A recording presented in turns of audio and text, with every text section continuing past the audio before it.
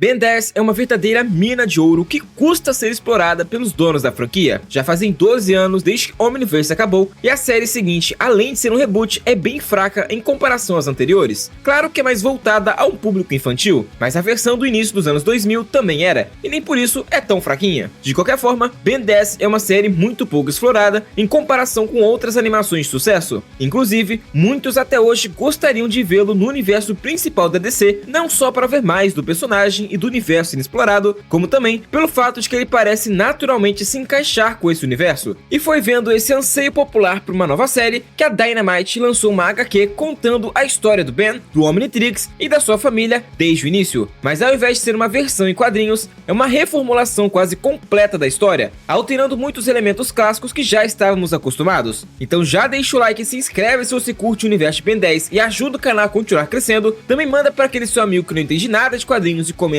qual o seu alien favorito, e vamos ver tudo sobre o reboot de Ben 10.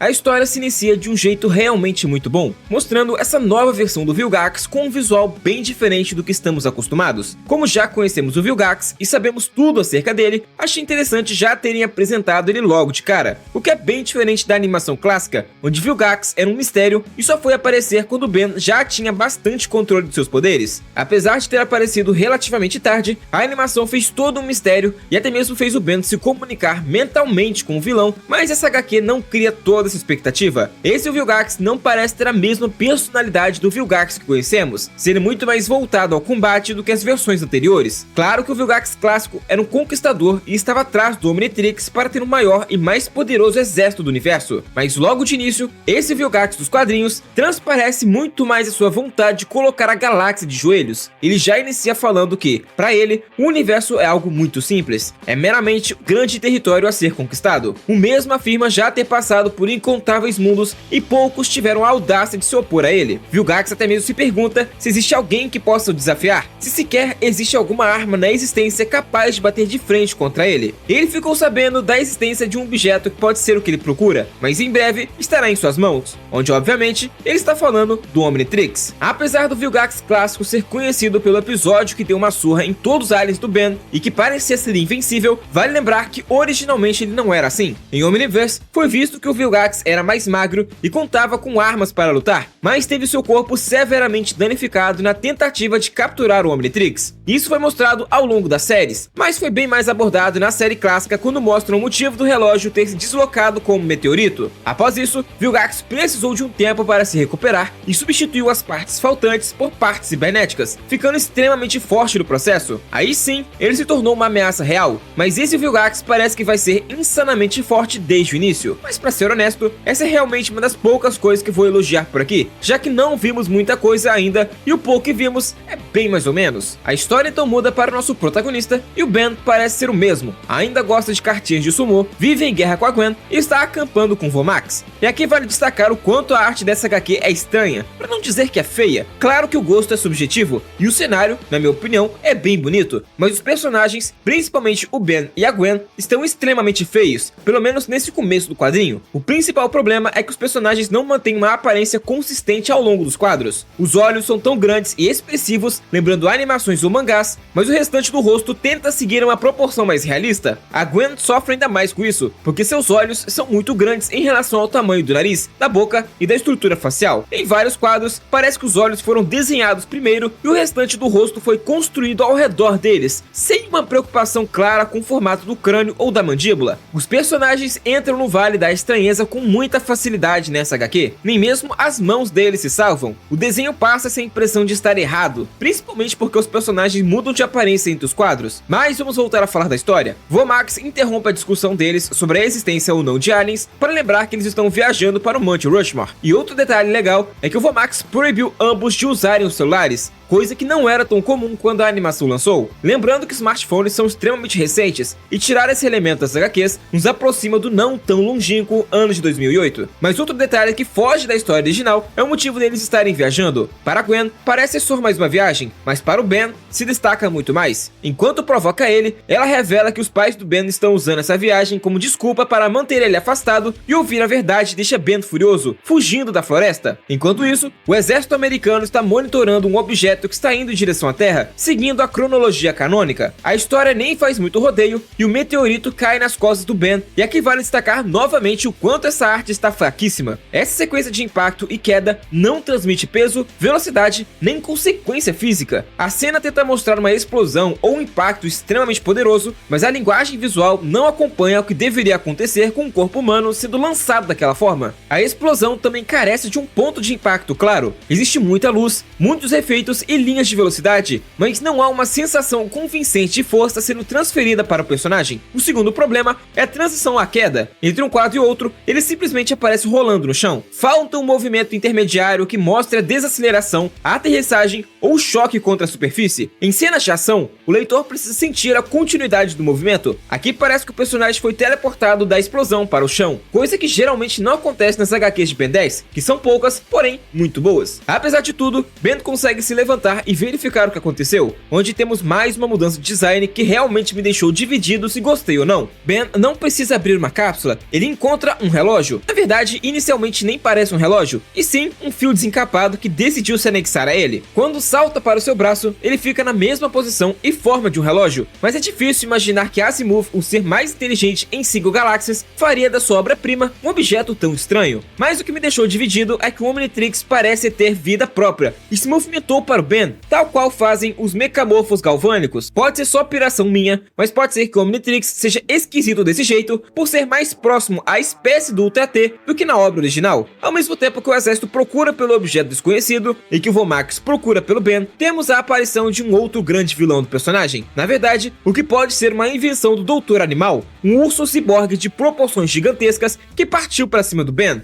O relógio parece reagir ao perigo imediato e protege seu hospedeiro, transformando Ben na versão mais estranha de todos os tempos do Quatro Braços. Por algum motivo, Ben não fica desesperado. Na verdade, ele ganha uma coragem fora do comum e luta fisicamente contra o monstro na sua frente. Apesar do Quatro Braços ter dado um sufoco inicial ao urso, a transformação dura pouco tempo e logo Ben retorna ao seu estado inicial. Depois de esquivar de alguns golpes que seriam fatais, o relógio recarrega e agora ele se transforma no Chama, como acontece no desenho, mas aqui é a sua segunda transformação. E aqui vale destacar que mexeram e muito na aparência do alien, diferentemente do que aconteceu com o Quatro Braços, que estava igual à animação. Aqui rola uma inconsistência gigantesca, já que o Ben não sabia como controlar o fogo que ele gera. Isso deveria ser o normal, mas 3 páginas antes ele parecia totalmente acostumado com o corpo do Quatro Braços e não teve medo de ir pra cima de um urso robô. De qualquer forma, ao liberar suas chamas, ele torra o torso do urso, que foi obrigado a correr para longe para salvar a própria vida. Mas o nível do perigo parece que vai aumentar em breve, já que a nave de Vilgax aparece no final, captando a assinatura de energia do Omnitrix. Ele se prepara para ir diretamente até a Terra, certo de que os humanos, primitivos como eles são, não fazem ideia do poder que tem em mãos, que é a chave para comandar o universo. E assim acaba a primeira, e até então,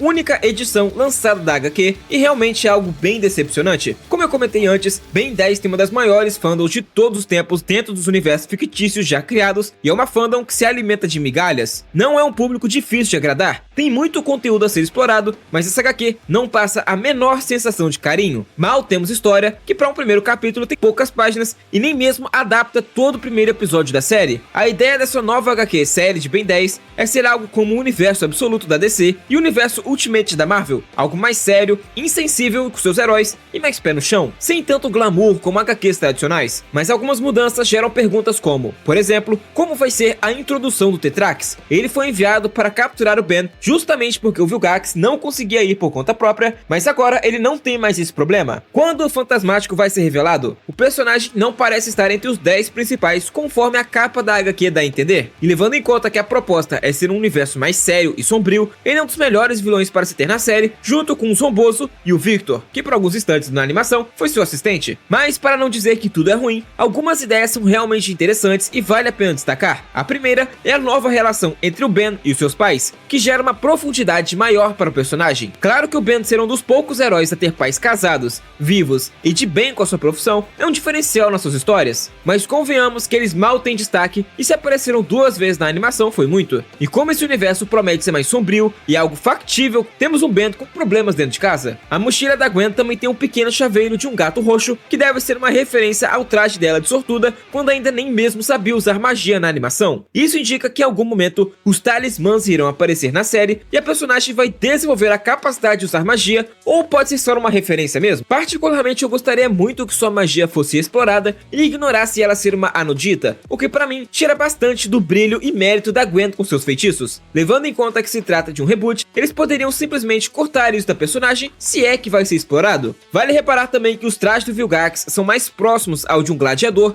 do que algo cibernético ou de um imperador. Claro que ele é um imperador, como o mesmo disse, mas visualmente ele aparenta muito mais ser um guerreiro. Seria interessante vermos se o planeta natal será algo muito mais próximo ao mundo bélico da DC, e seria broxante se fosse como em Supremacia Alienígena, onde o Vilgax é um doce e um herói para o seu povo. Por fim, eu realmente espero que essa HQ melhore, tanto na arte quanto na quantidade de páginas, e que seja um sucesso. Ben 10 merece muito mais ser explorado, é um universo rico e pode ser um empurrão inicial para as outras obras como Sábados Secretos, Mutante Rex e outras animações que merecem ser renovadas. E é justamente dessa forma que eu finalizo o vídeo de hoje. Se gostou já sabe, deixa o like e coloca nos comentários qual dos 10 heróis iniciais do Ben 10 é o seu favorito, manda para aquele seu amigo que não entende nada do universo da série, nem de quadrinhos no geral. Valeu e até a próxima!